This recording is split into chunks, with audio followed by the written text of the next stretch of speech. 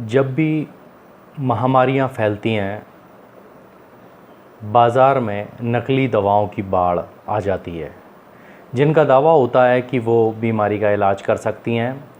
कई ऐसे लोग होते हैं जिनकी कोशिश रहती है कि ऐसी बीमारियों के इलाज में स्थापित औषधीय प्रणाली की विफलता का फ़ायदा उठाकर समाज के सीधे साधे लोगों को जादुई इलाज का लालच देकर तुरंत पैसे कमा लें। इंग्लैंड में फैली इन्फ्लुएंजा की महामारी के दिनों में एक कंपनी ने ऐसी कोशिश की थी जिसने अनुबंध कानून और उपभोक्ता अधिकारों के मामलों में एक ऐतिहासिक निर्णय Carlill versus carbolic smoke wall company 1892 का जन्म हुआ था। यह घटना 19वीं सदी के अंतिम दशक की है। पूरी दुनिया में इन्फ्लुएंजा फैला हुआ था। उस समय 10 लाख लोग वायरस का शिकार हुए थे। लंदन में स्थित एक pharmaceutical company carbolic smoke wall company ने महामारी के प्रकोप से पैदा हुई मेडिकल इमरजेंसी को भुनाने के लिहाज से एक स्मोक वॉल लॉन्च किया था। कंपनी का दावा था कि यह उत्पाद इन्फ्लुएंजा का इलाज कर सकता है। स्मोक वॉल कार्बोलिक एसिड से भरा एक इनहेलर था। दावा किया गया कि जो भी व्यक्ति स्मोक वॉल का उपयोग करता है उसे इन्फ्लुएंजा नहीं होगा। कंपनी ने अखबारों में विज्ञापन दिया कि अगर किसी भी व्यक्ति को 2 हफ्ते तक दिन में 3 बार स्मोक वॉल का इस्तेमाल करने के बाद भी फ्लू होता है तो उसे पाउंड दिए जाएंगे, 100 पाउंड इनाम में। और इस मद में एलियांस बैंक में 1000 पाउंड जमा किए गए हैं, ऐसा कंपनी का कहना था। लंदन की एक महिला लुइसा एलिजाबेथ ने विज्ञापन देखा और एक स्मोक वॉल खरीदी। उन्होंने कंपनी के निर्देशों के अनुसार उसका इस्तेमाल किया, फिर भी उसे इन्फ्लुएंजा हो गया, जिसके बाद उन्होंने मुआवजे का दावा किया। हालांकि कंपनी ने मुआवजा देने से इनकार कर दिया। लुइसा एलिजाबेथ ने कंपनी के खिलाफ मुकदमा दायर किया। कोर्ट में कंपनी ने अपनी दलीलों से अनुबंध कानून की पेचीदगियों को समझाया। उन्होंने तर्क दिया कि कंपनी की ओर से किसी प्रस्ताव के अभाव में और श्रीमती एलिजाबेथ द्वारा उसे स्वीकार किए जाने के बाद दोनों पक्षों के बीच कोई वैध अनुबंध नहीं था। उन्होंने तर्क दिया कि कंपनी का विज्ञापन एक दाव था।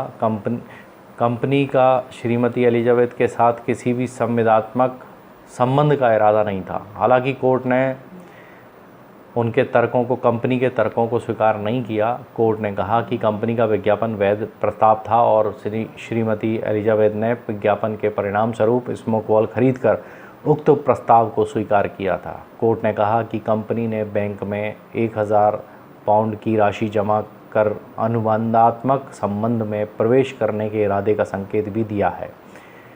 ऐतिहासिक फैसले में कोर्ट ने श्रीमती एलिजाबेथ को मुआवजा देने का आदेश दिया।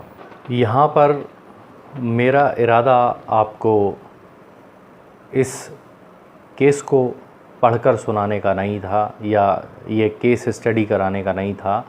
केस तो आप किताब में से भी पढ़ सकते हैं। मेरा इशारा कुछ दूसरी तरफ है। आज इस इन्फ्लुएंजा की जो बीमारी फैली हुई है, जिसको नोबेल पुरस्कार से सम्मानित बीमारी माना जाता है, इस बीमारी को पूरे देश, पूरा विश्व मिलकर के महामारी घोषित करने में लगा हुआ है। ऐसा कौन सा लालच इन सब सरकारों के पीछे लगा है, समझ से परे है। दोस्तों, महामारियां आती हैं और महामारियां चली जाती हैं। देश काल परिस्थिति के हिसाब से ये अपना काम करती हैं। एक सिद्धांत है, जब भी जनसंख्या ज़रूरत से ज़्यादा बढ़ेगी, उसको ख़त्म करने के लिए प्राकृतिक प्रकोप धरती पर आएंगे या फिर मानव की किसी भूल के कारण भी उसके दुष्परिणाम से भी लोग मरेंगे। ये स्वाभाविक है। इसके लिए ज़्यादा चिंता करने की ज़रूरत नहीं है। कोई भी किसी का भगवान बनने की कोशिश करे या खुदा बनने की कोशिश करे तो वो हो नहीं सकता, क्योंकि जो भगवान है और जो खुदा है वो अपनी जगह है। वो अपनी जगह से बदल नहीं सकता। वो अपना काम कर रहा है, प्रकृति अपना काम कर रही है और हम लोगों को अपना काम करना चाहिए। पूरे विश्व की अर्थव्यवस्था चरमरा चुकी है, ख़ास तौर से भारत की, क्योंकि भारत लॉकडाउन में विश्वास करता रहा है। आज भी स्थिति ये है कि इन्फ्लुएंज़ा का ही ये बीमारी एक प्रकार है जिसमें आपदा में अवसर खोजे जा रहे हैं। कोई वैक्सीन बना रहा है, कोई कुछ बना रहा है, कोई कुछ कर रहा है, कोई उल्टे सीधे प्रयोग कर रहे हैं। मैंने ऐसे ऐसे लोगों को देखा है जिन्होंने प्रयोग करते हुए कि बस हम इससे बचे रहें, इस बीमारी से बचे रहें कैसे भी, वो गर्म पानी पी रहे हैं, गर्म खाना खा रहे हैं, गर्म काढ़ा पी रहे हैं। इसकी वजह से उनके शरीर में एसिडिटी बढ़ रही है, उनके गले में छाले आ गए हैं। कई लोगों की तो स्थिति बद से बदतर हो गई है, भूख लगनी बंद हो गई है। तो दोस्तों एक बात बताऊं मैं आपको, जब आप बीमार नहीं हैं तो इलाज क्यों कर रहे हैं? मानव भूल कहाँ होगी, उसके क्या परिणाम होंगे?